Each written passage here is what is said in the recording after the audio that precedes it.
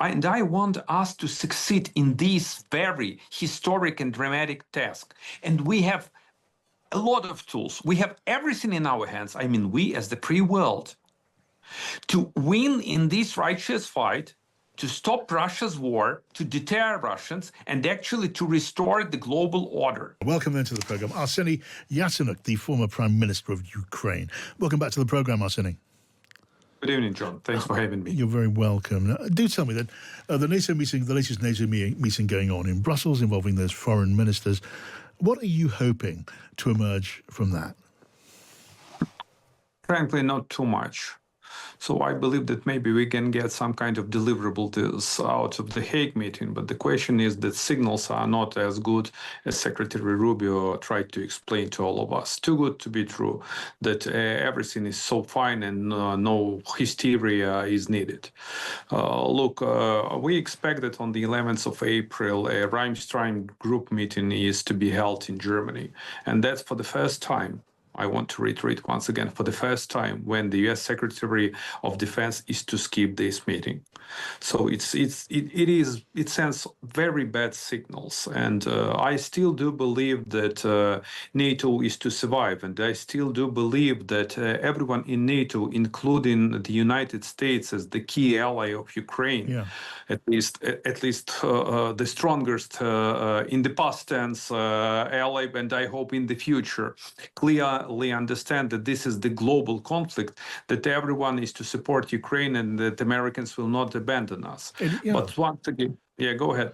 No, it is still your ambition, of course, to be a member of NATO. The President of the United States keeps telling us that simply isn't possible, but that's your ambition, and you have friends in Europe who share that ambition. When you hear the Secretary of State, Marco Rubio, say there's no question of America withdrawing from NATO, would you believe it? Because the President, he takes a rather different tone quite often, doesn't he? Well, the thing is that we are right now, John, in a perfect storm. And Russians popping champagne, and not only Russians, but Chinese too. The perfect storm is as follows.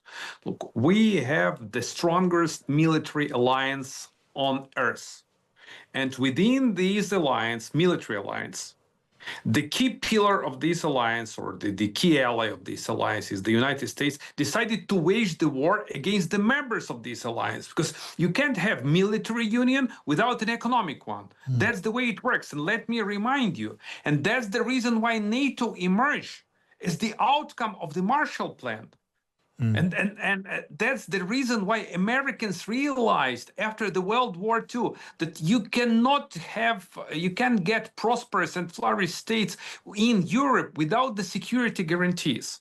In terms of Ukraine's aspirations to NATO, I want to be very clear. Look, we have the legally binding obligation of the NATO summit in Bucharest in 2008, which clearly states that Ukraine is to become the NATO member state, period.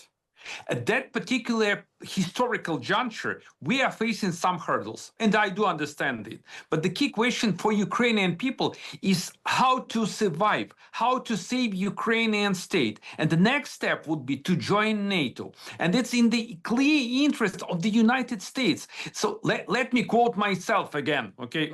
But we have the proverb that only idiots quote themselves. But in this case, I wish to be an idiot. We as Ukraine did a lot to upgrade U.S. national security as Ukrainians severely degraded Russian military might and Russian-led forces. That's we did with blood and flesh. And that's the reason why it's a two-way street for Ukraine and for the United States. In terms of whether NATO is to survive, this is the bedrock of the U.S. strengths.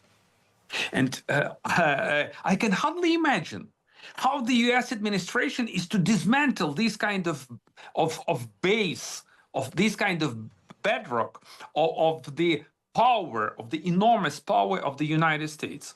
And you're absolutely right. So if we stick to the legal obligations, they are still valid.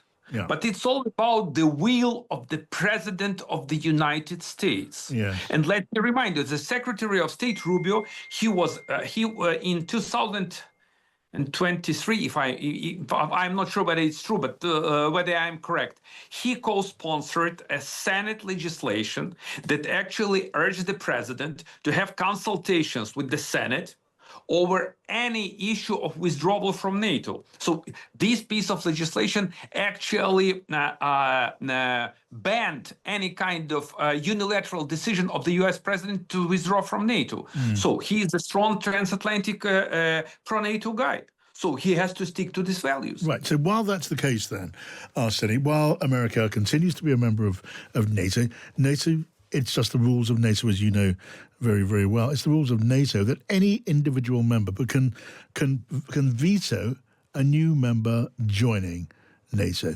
And the President of the United States has been pretty clear. He wants no part of Ukraine joining NATO. It looks as if he would veto that. If he was there, if he was in the White House when that question was actively on the table, he would say no. And it's also true, isn't it, that you've got others in Hungary and in Slovakia, all NATO members, who would say no to Ukraine's membership too. How is that, from your position, to be overcome?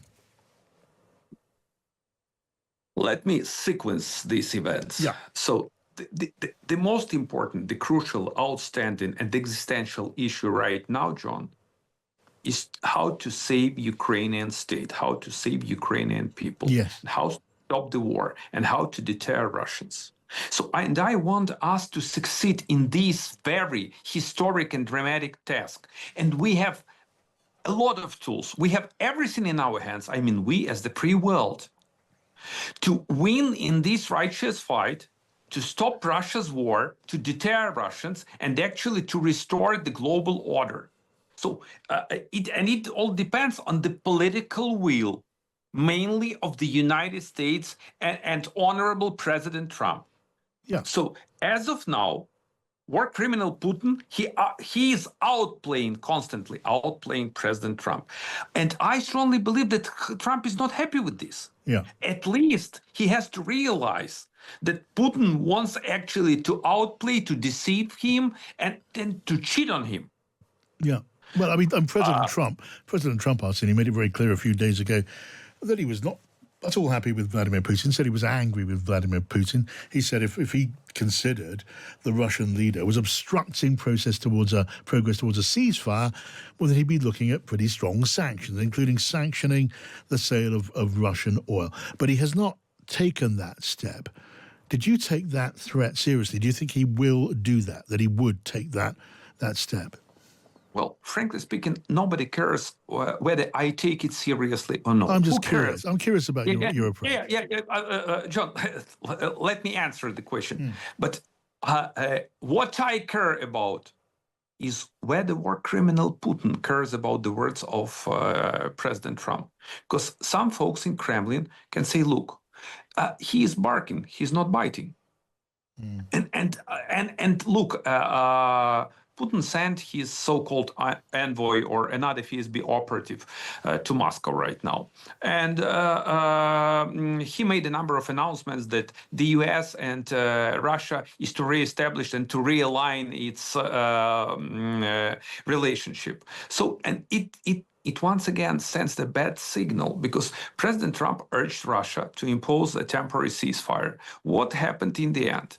Putin completely and unequivocally refused to any kind of ceasefire deal. So once again, going back to whether Americans do understand this, everyone in the world clearly understands this.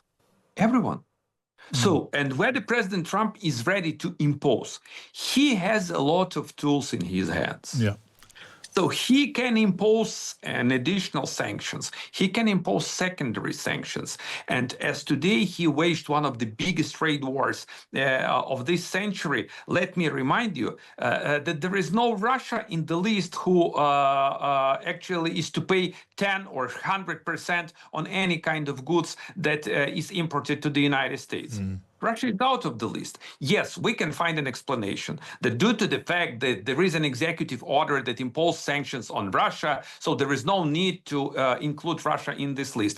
So I would be happy to see a separate executive order with the sanctions, with the higher and stronger sanctions against I get Russia. the message, Arseny. You want the President Trump to live up to his rhetoric and act on Russia. Can you get us up to date as far as possible with what is happening there in the conflict on the front line?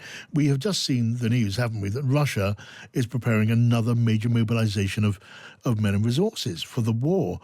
What's the state of Ukraine? Can Ukraine carry on fighting at this present rate? How are supplies of ammunition and weapons, for example, holding up? Let me remind you that Putin conditioned the ceasefire agreement on a few additional, I would say, conditions, like he asked Americans to stop Ukrainian mobilization, and he urged Americans to stop arms delivery to Ukraine. What in the end has happened? Russia already announced huge mobilization of around 160,000 soldiers, so conscriptors. So it clearly states that Russia is not eager to stop the war. It clearly states that Putin wants, that his ultimate goal hasn't changed, is to take over Ukraine. And I have a plea to the US administration. Yes, we can survive. Yes, we can fight. And yes, we can win. But there is a key precondition for this. We urgently need another security aid package. The quicker, the better. If Americans abandon Ukraine, in any case, we do understand that Europeans would never do this, and the United Kingdom would never do this, but that's not enough. So I wish the US not to turn its back on Ukraine, on Europe, and on our joint values and on our joint, I would say, future. All right, Arseny, always good to talk to you. We wish you well. Arseny Yatsenyuk, the former Prime Minister of Ukraine there.